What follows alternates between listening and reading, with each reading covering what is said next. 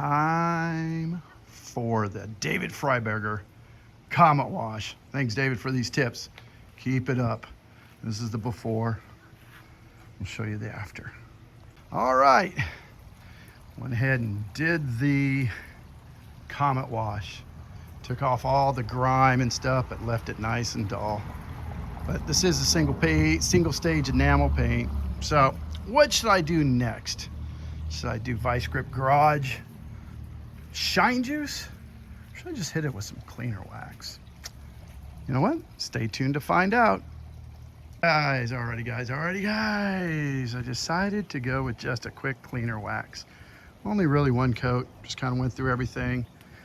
The Comet Wash took off the major grime. And then the, obviously the cleaner wax kind of cleaned it up a bit, made it a little more shiny. Really, honestly, could get down with a pad and grinder and stuff. But you know what? I think this is good enough.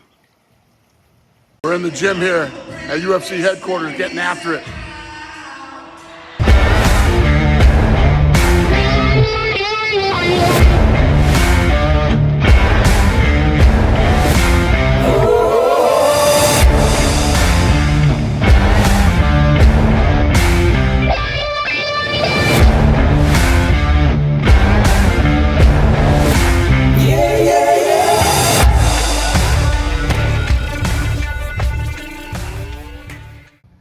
Welcome back to the channel. This episode's kind of called Restore, I don't know what you want to call it, but I'm slowly but surely taking the 1973 CJ5, bringing her back to what she should be if she were bought brand new.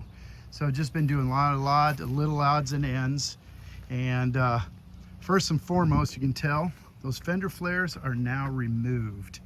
And the reason I removed them is, if you look now, the stance is a lot narrower. So come to find out, when I was working on some of the bearings, this thing had spacers, 1.5 inch spacers on each side, which stuck everything out. When I went to align it, I had a really hard time getting the alignment in with those spacers. Once I removed them, I was able to align it fine. So I went ahead and pulled off those fender flares because they looked actually ridiculous with these tires tucked in the way they are.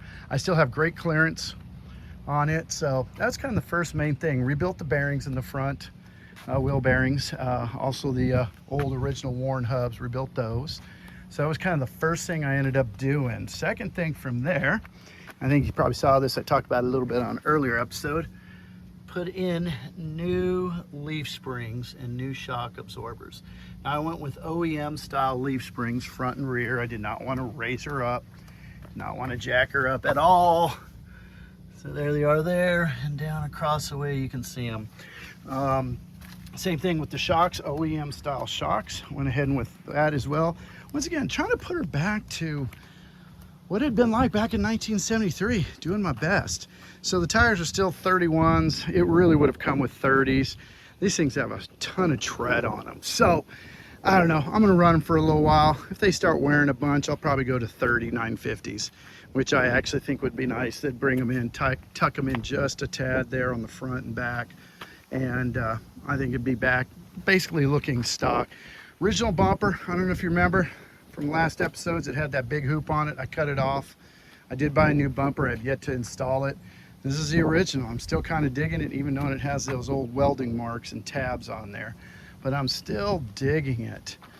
So that's kind of what I've been doing on the frame and chassis. Another thing I did also is fix the rear brakes. I had no rear brakes. And the reason why is that soft line right there was totally roached. It was totally full, so I had to put a new soft line. Thank goodness the hard lines were fine. The wheel cylinders were fine on each side, and I was able to do that and take care of that. And now I have rear brakes, which obviously makes it a lot nicer to drive. Now let me go ahead. I'm gonna put you on hold here, guys. Hold on one second. I want to show you the motor, what I've done. All right, guys, back to the motor now. So show you what I've done there. First of all, I've sprayed this with degreaser. I've used a power wash on it. I can't seem to get any of this crap off. So if any of y'all know what I could do to do that, bleep bloop it down in the bottom. So went ahead and put in a new filter. I also did, I forgot to mention, put in a new sending unit in the gas tank. That one went goodbye. So put in a new filter. But the biggest thing I did was switch to a new ignition system. So I went to the Dave's DUI, which is an HEI system with his wires that they put together, the whole kit. Saved the original distributor I had. Now, it obviously didn't have the original points and did not have the original rotor or cap. Those were later. Same thing with the wires. And I went ahead and saved those, keeping them with the rig.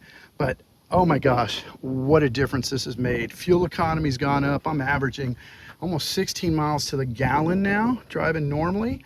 And beyond that, it starts hot, cold, doesn't matter. Just click the key once and bam.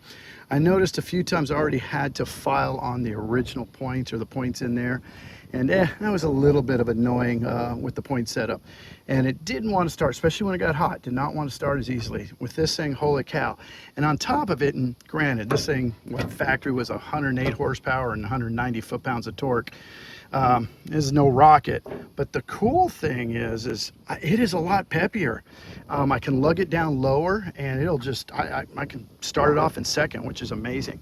So it really, really has added to the performance. Just a snappier, livelier motor. Last but definitely not least, under here, I was able to find a radiator shroud. Now, it's the thinnest shroud I've ever seen. But you know what? I still think it needed it. I always, it didn't heat up, didn't overheat or anything, but I'm a big fan of shrouds. It was manufactured with one and it should keep one. So that's it under here. And then last, remember the good old 70s antenna. And in that first video, I did not have the CB in it. Went ahead and put it in because I'm getting ready to do a road trip. Road tripping back to Georgia. So there's my CB. It's a Bill from President's CBs, and that's the Bill model, which is nice and light and little and fits really nicely in here. I go ahead and instead of hardwiring it so I can remove it, I just run it off the cigarette lighter plug.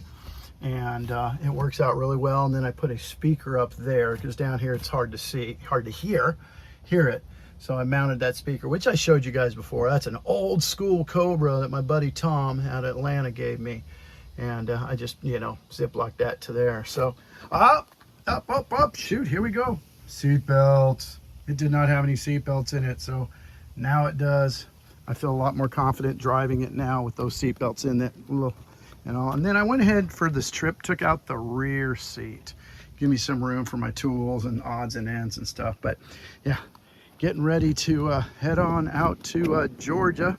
And last time we did gravel grinding. This time we actually are going to some wildlife refuge areas that have supposedly some pretty decent off-roading. So once again, thanks guys. Thanks for tuning in.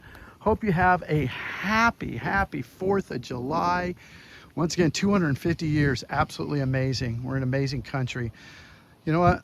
Let's all keep it that way. So once again, thanks for tuning in. And we will see you on the next go around when I'm actually going to be exploring. I haven't been doing too much exploring lately, but next round I'll be exploring back into central Georgia. So we'll see you then.